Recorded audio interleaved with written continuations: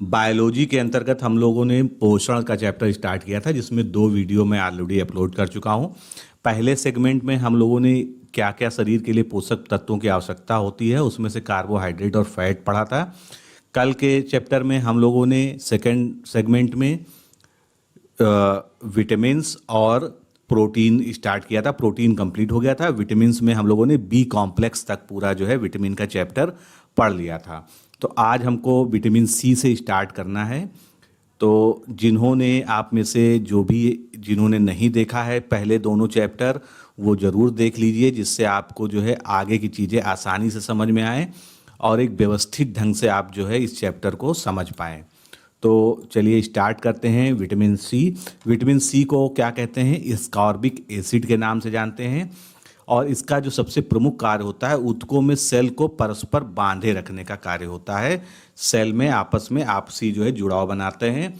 Cell के अंदर intercellular material के मैट्रिक्स, कोलेजन फाइबर्स और हड्डियों के मैट्रिक्स तथा दांतों के डेंटिन के निर्माण करना और उनको सामान्य अवस्था में बनाए रखना इसका प्रमुख कार्य है।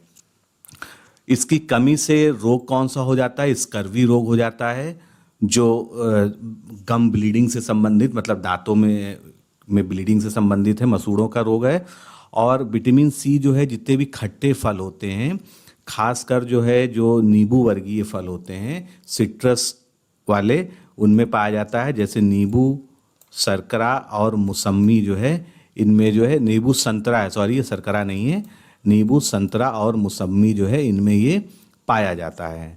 फिर आगे हम अब स्टार्ट करते हैं। विटामिन जो घुलनशील होते हैं किसमें? फैट में, जिनको हम फैट सॉल्युबल विटामिन्स कहते हैं।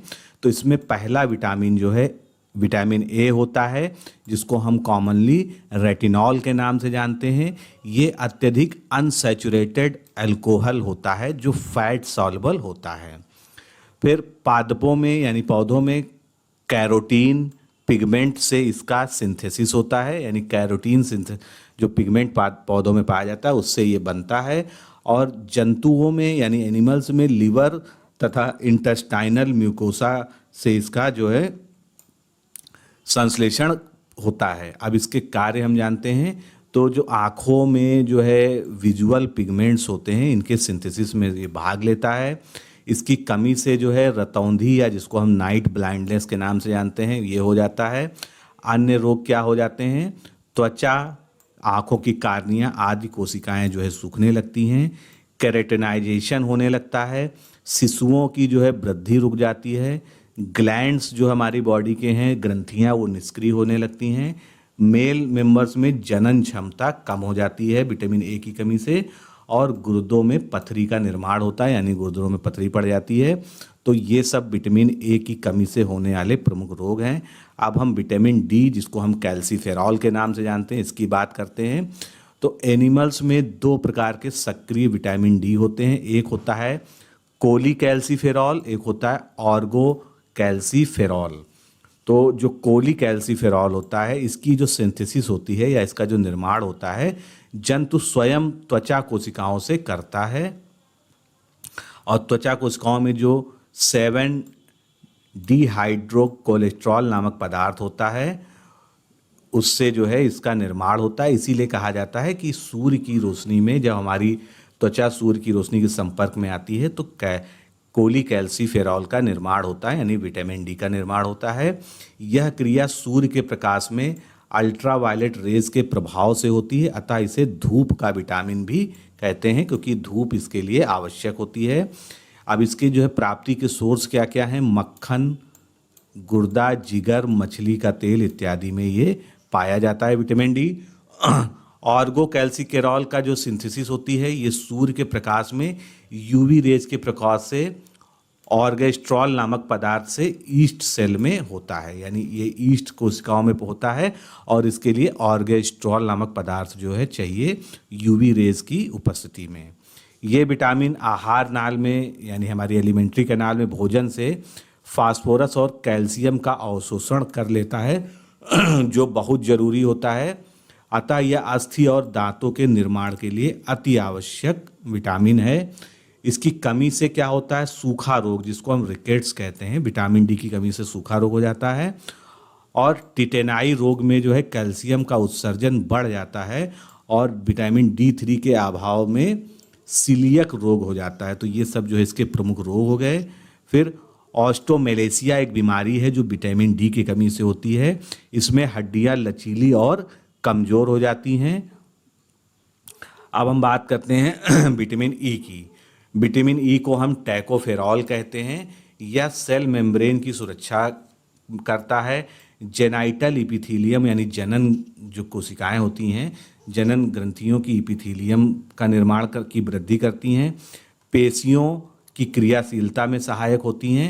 इसकी कमी से इनफर्टिलिटी रोग हो जाता है, यानी मेल और फीमेल में जो है बांझपन या इनफर्टिलिटी हो जाती है। फिर विटामिन के की हम बात करते हैं, जिसको नेफ्थोक्यूनोन्स नाम से जानते हैं। ये लीवर में प्रोथ्रोम्बिन नामक पदार्थ के सिंथेसिस में भाग लेता है। इसका दूसरा नाम क्या होता है, रक्तस्राव रोधी विटामिन, यानी ये एंटी हीमोफिलिक होता है। खून के जो स्राव को होता है उसको ये रोकने का काम करता है। और जो आंतों में जो बैक्टीरिया होते हैं वो भी विटामिन के की सिंथेसिस करते हैं। तो इस तरह से जो मेजर विटामिन्स थे वो हम लोगों ने पढ़े। अब विटामिन्स की जो हमारी दैनिक आवश्यकता होती है वो हम देखते हैं।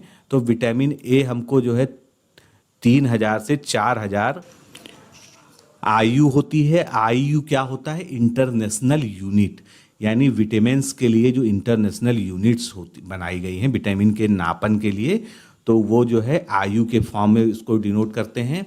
फिर विटामिन B1 जो है, जिसको हम थायमीन कहते हैं, ये 1 से 2 माइक्रोग्राम जो है इसकी आवश्यकता होती है शरीर में। विटामिन B2 की जो है B2 की रिक्वायरमेंट 1.5 मिलीग्राम्स होती है। फिर विटामिन B5 की जो है 1 मिलीग्राम के लगभग। विटामिन B5 को हम क्या कहते हैं, निकोटिनिक एसिड या नियोसिन और PP के नाम से इसको जानते हैं। विटामिन B12 जिसको हम साइनोकोबालामीन के नाम से जानते हैं, 1.2 mg इसकी आवश्यकता होती है। फिर फोलिक एसिड और B6 जो है, इनके लिए कोई स्पेसिफिक जो है क्राइटेरिया नहीं सेट है। वहीं पर विटामिन सी की जो है बात करें तो ये 50 mg इसकी रिक्वायरमेंट होती है बॉडी में, यानी ये ज़्यादा मात्रा में चाहिए। और विटामिन डी जो है 400 से 800 इंटरनेशनल यूनिट यानी IU की रिक्वायरमेंट होती है। तो विटामिन्स के बाद जो है सबसे ज़्यादा इंपॉर्टेंस क्या होता है शरीर में, मिनरल्स का होता है।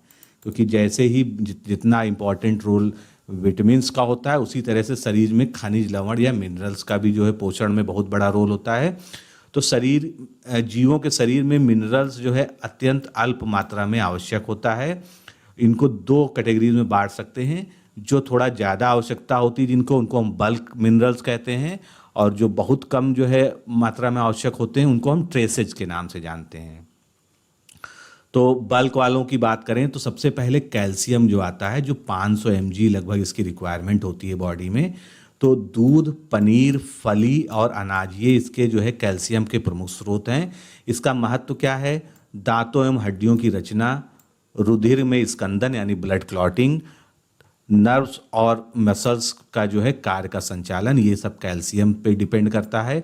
इसकी कमी से जो है दांत एवं हड्डियां दुर्बल हो जाती हैं और शरीर की जो है स्टंटेड ग्रोथ होती है यानी कुंठित वृद्धि होती है। फिर दूसरा जो है बल्क मिनरल कौन सा है, फास्फोरस है, जिसको हम P से डिनोट करते हैं। इसकी रिक्वायरमेंट भी लगभग 500 mg होती है। ये दूध, मांस और अनाज इसका स्रोत है। इसका भी महत्व दांतों और हड्डियों की रचना में होता है। शरीर में जो क्षार और अम्ल यानी एसिड और बेस का बैलेंस होता है वो भी फास्फोरस के द्वारा नियंत्रित किया जाता है। उसके अलावा ATP, DNA, RNA इन सब का घटक जो है फास्फोरस होता है। इसकी कमी से दांत एवं हड्डियां जो है दुर्बल हो जाती हैं।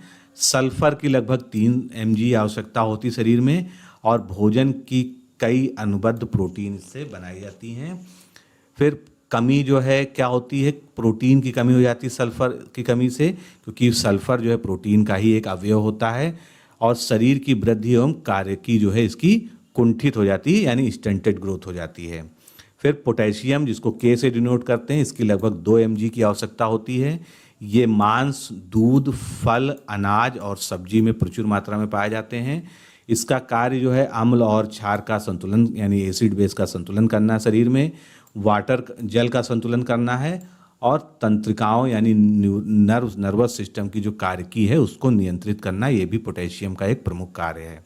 इसकी कमी से उच्च रक्तचाप यानी हाई बीपी की बीमारी हो जाती है और पेशियों में दुर्बलता आ जाती है और अंगघात यानी पैरालिसिस जो है हो सकता है। क्लोरीन, जिसको हम Cl से डिनोट करते हैं, इसकी आवश्यकता लगभग 3.2 mg होती है। ये एसिड बेस के संतुलन में भाग लेता है और HCl जो होता है, जो हमारे जो है गैस्ट्रिक जूसेस में से सीक्रेट होता है, उसका एक प्रमुख घटक है। इसकी कमी हो जाने पर शरीर में भूख की कमी हो जाती है और पेशियों में ऐंठन होती है। फिर सोडियम बहुत महत्वपूर्ण है, जो 3.2 mg इसकी लगभग आवश्यकता होती है। एसिड बेस संतुलन इसका भी प्रमुख कार्य है। हाई बीपी, भूख की कमी और पेशियों में ऐंठन इसकी कमी से हो सकता है। मैग्नीशियम 3.5 mg लगभग रिक्वायरमेंट होती है इसकी। अनाज, हरी सब्जियों में ये पाया जाता है और इसका जो है शरीर की उपापचयी क्रियाओं यानी मेटाबॉलिज्म में अत्यधिक महत्व होता है और तंत्रिका तंत्र की कार्यकी जो है इसकी कमी से प्रभावित हो जाती है। अब ट्रेसेज एलिमेंट की बात करते हैं, जो ऐसे एलिमेंट जिनकी बहुत कम मात्रा में रिक्वायरमेंट होती है शरीर को। तो लोहा यानी ये लगभग 20 mg की रिक्वायरमेंट होती है इसकी। और गर्भवती महिलाओं की बात करें तो इसकी रिक्वायरमेंट लगभग 40 mg की हो जाती है। इसीलिए गर्भवती महिलाओं को कहा जाता है कि आपको जो है आयरन की जो है एक्स्ट्रा अलग से गोलियां खानी होती हैं ऊपर से। तो इसके प्रमुख स्रोत क्या हैं? मांस, अंडा, फली, अनाज, हरी सब्जियां, ये इसके प्रमुख स्रोत हैं। लोहा क्या करता है? आयरन हीमोग्लोबिन तथा साइटोक्रोम एंजाइम का घटक होता है। हीमोग्लोबिन में आयरन पाया ही जाता है, आप जानते हैं। और इसकी कमी से जो है हीमोग्लोबिन की कमी हो जाती है, जिससे शरीर में एनीमिया हो जाता है यानी रक्त अल्पता की बीमारी हो जाती है। फिर फ्लोरीन की बात करें, फ्लोरीन जो है समुद्री जल, पीने वाले जल में पाया जाता है और हड्डियों और दांतों की सुरक्षा करता है। इससे फ्लोरोसिस नामक जो है बीमारी हो जाती है इसकी कमी से। आयोडीन बहुत इम्पॉर्टेंट ट्रेस एलिमेंट है, जो नमक, समुद्री भोजन और पनीर और दूध में पाया जाता है। ये थायरॉक्सिन हार्मोन का घटक होता है। इसकी कमी से घेंघा रोग हो जाता है और जड़ मानवता नामक रोग हो जाता है और 150 माइक्रोग्राम इसकी लगभग शरीर में आवश्यकता होती है। जड़ मानवता जो रोग है, ये बच्चों में जो है वृद्धि रुक जाने को बोलते हैं। इससे शरीर में जो है बौनापन आ जाता है और बच्चों का विकास रुक जाता है। तो ये थायराइड की कमी से होता है। कोबाल्ट की बात करते हैं, जिसको CO से डिनोट करते हैं। दूध, पनीर, मांस जिसका प्रमुख स्रोत है, 150 माइक्रोग्राम इसकी लगभग आवश्यकता होती है। और विटामिन B12 का ये घटक होता है, विटामिन B12 में पाया जाता है कोबाल्ट। ये बहुत बार पूछा जा सकता है। और कोबाल्ट की कमी से क्या हो जाता है? शरीर में एनीमिया रोग हो जाता है। फिर सेलेनियम की बात करते हैं। सेलेनियम की रिक्वायरमेंट लगभग 70 माइक्रोग्राम होती है शरीर में। ये समुद्री मांस और अनाज में पाया जाता है और विटामिन E का सहायक जो है तत्व होता है ये। इसकी कमी से क्या होता है? पेशियों में, मांसपेशियों में ऐंठन होती है। फिर क्रोमियम, जिसको Cr से डिनोट करते हैं, इसकी रिक्वायरमेंट लगभग 120 माइक्रोग्राम होती है। ये ईस्ट में और समुद्री भोजन में पाया जाता है और इसका जो है मेटाबॉलिज्म में महत्वपूर्ण स्थान होता है। इसकी कमी से ऊर्जा उत्पादन में गड़बड़ियाँ हो जाती हैं, यानी ऊर्जा उत्पादन के प्रोसेस में प्रॉब्लम आ जाती है।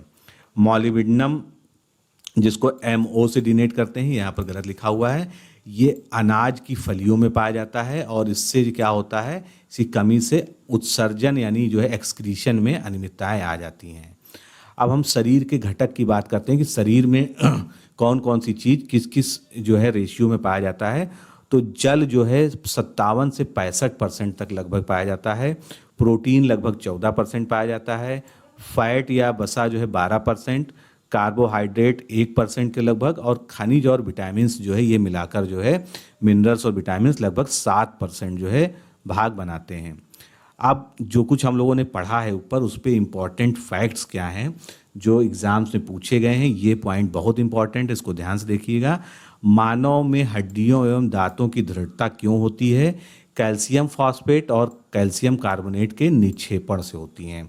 हड्डियों और दांतों की संरचना एवं दृढ़ता मैग्नीशियम की के लिए मैग्नीशियम की आवश्यकता होती है। आयरन और पोरफायरिन के संयोजन से हीम बनता है, यानी आयरन बनता है जो कि आरबीसी की हीमोग्लोबिन तथा पेशियों की मायोग्लोबिन का घटक होता है। हीमोग्लोबिन रुधिर में ऑक्सीजन का परिवहन करती है और इसकी कमी से एनीमिया नामक रोग हो जाता है।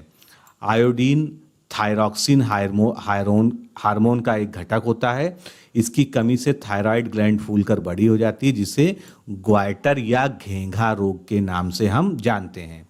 कोबाल्ट क्या होता है? विटामिन बी 12 का घटक होता है और विटामिन बी 12 को क्या कहते हैं? साइनोकोबालामाइन कहते हैं।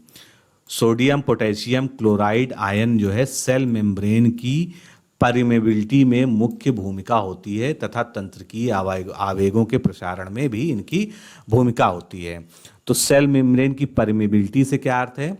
जो सेल एक दूसरे से जुड़ी होती हैं, तो अगर बाहर से सेल को जो है कोई ट्रांसपोर्टेशन करना है किसी खनिज लवण का या किसी जो है खाद्य पदार्थ का, तो उसके लिए जो है जो चैनल का काम करते हैं वो सोडियम पोटेशियम और क्लोराइड जो है उसके आवागमन में इंटरसेलुलर स्पेसेस से जो है सेल्स में की प्रमुख भूमिका होती है। फिर कैल्शियम जो है पेशीय संकुचन के लिए आवश्यक है और रक्त की जो है थक्का जमने में इसकी जो है आवश्यकता होती है। फास्फोरस, क्लोरीन और पोटेशियम के आयन एसिड बेसिस से संतुलन में मदद करते हैं।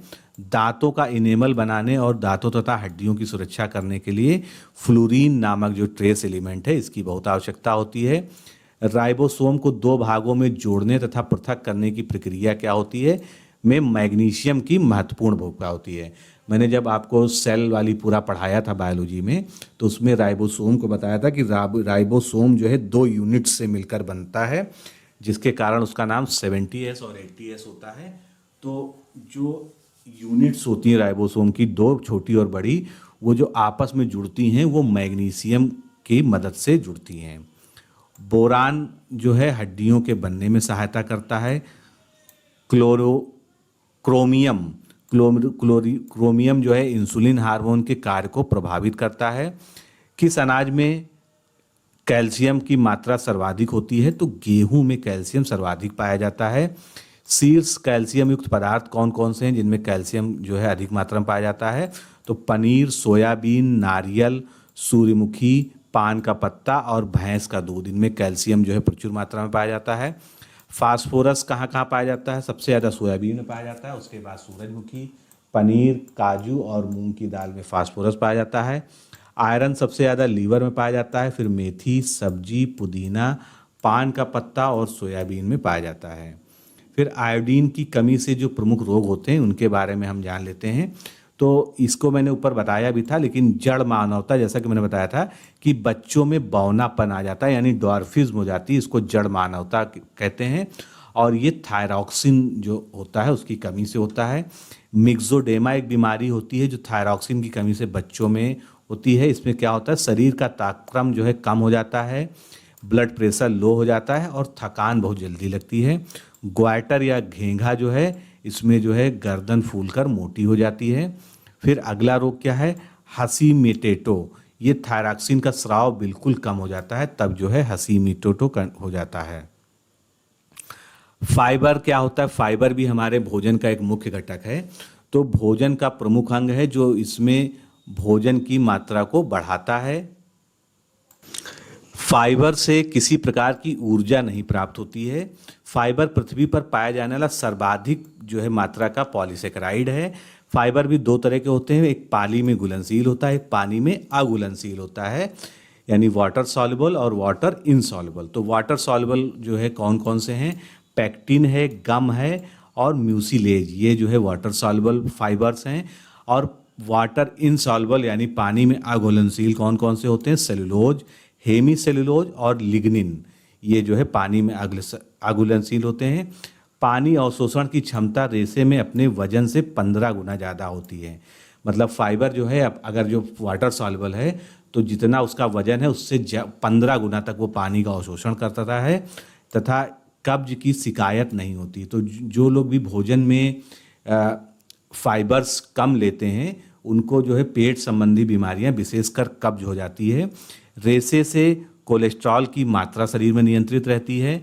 रेसे की अधिकता वाला भोजन रक्त में ग्लूकोज की मात्रा को कम कर देता है, यानी हमारे डायबिटीज जिनको होता है वो नियंत्रण में रहती है।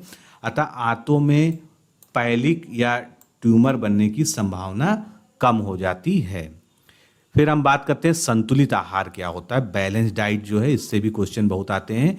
तो मानव स्वास्थ्य के लिए वही भोजन आवश्यक है जिसमें carbohydrate, protein, fat, mineral, vitamin उचित मात्रा में हो। WHO यानी वर्ल्ड हेल्थ ऑर्गेनाइजेशन द्वारा अंतर्राष्ट्रीय स्तर पर पोषक तत्व तथा ऊर्जा के मात्रक निर्धारित करता है। पोषकों के ऑक्सीकरण से प्राप्त ऊर्जा के आधार पर इनका निर्धारण होता है। अब हम देखते हैं कि किससे कितनी ऊर्जा मिलती है, ये क्वेश्चन बहुत आते हैं, इसको ध्यान से देखिएगा। तो पोषक पदार्थ पहला हम देखते हैं प्रोटीन।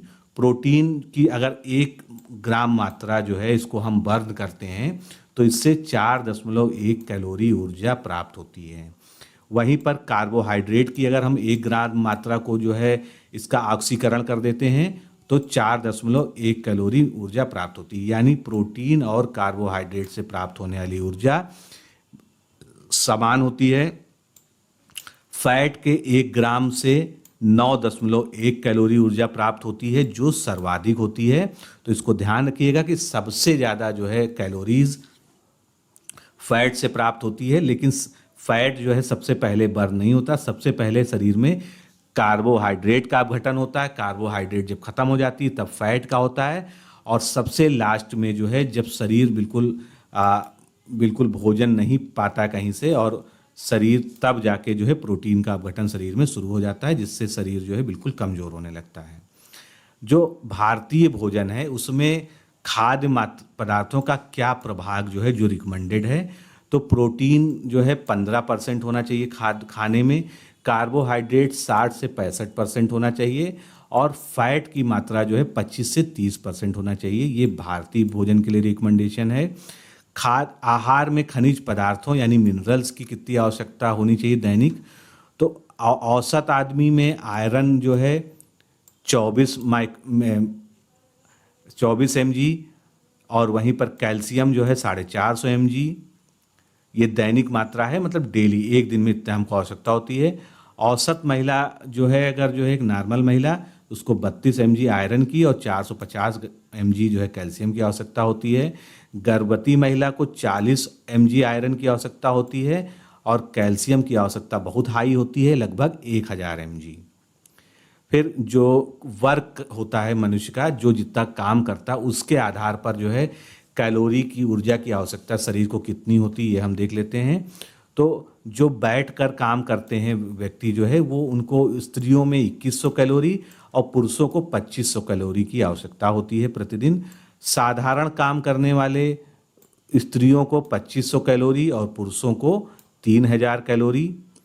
कठिन काम करने वाले यानी परिश्रम वाले काम करने वाले स्त्रियों को 3000 कैलोरी और पुरुषों को लगभग 3600 कैलोरी ऊर्जा की आवश्यकता डेली होती है।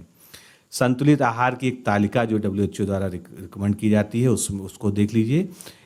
तो अनाज जो है अगर ये प्रति ग्राम प्रतिदिन के हिसाब से बनाया गया है जो है, तो अनाज जो है स्त्रियों के लिए 350 ग्राम, वहीं पुरुषों के लिए 450 से 475 ग्राम।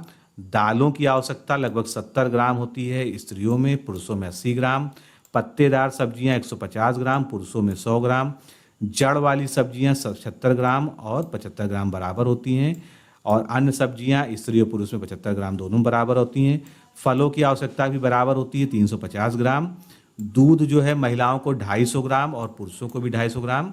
वसा 35 ग्राम और चीनी या गुड़ जो है ये 35 ग्राम जो है स्त्री और पुरुष दोनों की डेली जो है संतुलित आहार में रिक्वायरमेंट होती है। अब ये टेबल जो है बहुत इंपॉर्टेंट है एग्जाम की दृष्टि से, इसको अच्छे से समझने का प्रयास करिएगा। विभिन्न पोषक तत्वों की जो मात्रा होती है, किन किन चीज़ों में क्या क्या चीज़ें पाई जाती हैं, इसमें आपको पूरा नहीं पढ़ना है, हाईएस्ट देखना है। तो अंडे में जो है सबसे ज़्यादा मात्रा में जल, तो वैसे भी लगभग हर खाद्य पदार्थ में सबसे ज़्यादा पाया जाता है। तो सबसे ज़्यादा अंडे में क्या पाया जाता है? प्रोटीन पाया जाता है, उसके बाद वसा पाई जाती है। बाकी चीज़ें जो है कार्बोहाइड्रेट बिल्कुल नहीं पाया जाता है। फिर मांस जो होता है उसमें जो है 14.7% वसा पाई जाती है जो सर्वाधिक होता है। मछली में प्रोटीन सर्वाधिक मात्रा में पाई जाती है 16% में। दूध में क्या पाया जाता है, जल की मात्रा सर्वाधिक होती है। उसके बाद अगर सर्वाधिक की बात करें तो दूध में कार्बोहाइड्रेट 4.9% जो सर्वाधिक मात्रा में होते हैं। चावल में कार्बोहाइड्रेट 76% पाया जाता है जो कि अधिक मात्रा होती है। इसीलिए कहा जाता है कि जो डायबिटीज़ के रोगी हैं उनको चावल जो है कम से कम खाना चाहिए।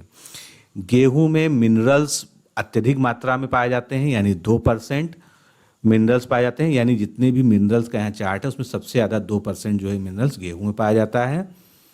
वहीं पे बात करें मक्का में तो मक्का में कार्बोहाइड्रेट यानी 79% पाया जाता है और मिनरल्स जो है सेकंड प्लेस पर है यानी 1.3% जो है।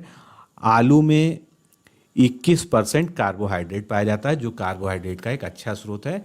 तो इस तरह से दोस्तों हम लोगों ने जो है आहार यानी ह्यूमन न्यूट्रिशन को पूरी तरह से आज जो है पढ़ लिया है। अगर इसमें कोई पॉइंट छूटे होंगे तो उसको मैं जो इम्पोर्टेंट क्वेश्चंस जो अलग से कराता हूँ उसमें मैं उसको शामिल करके आपका कंप्लीट करा दूंगा।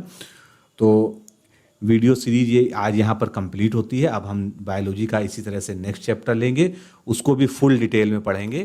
तो अभी के लिए इतना ही। नमस्कार। जो नए व्यूवर्स हैं उनसे अनुरोध है कि चैनल को सब्सक्राइब कर लीजिए जिससे आपको रेगुलर अपडेट्स चैनल के मिलते रहें। नमस्कार, धन्यवाद।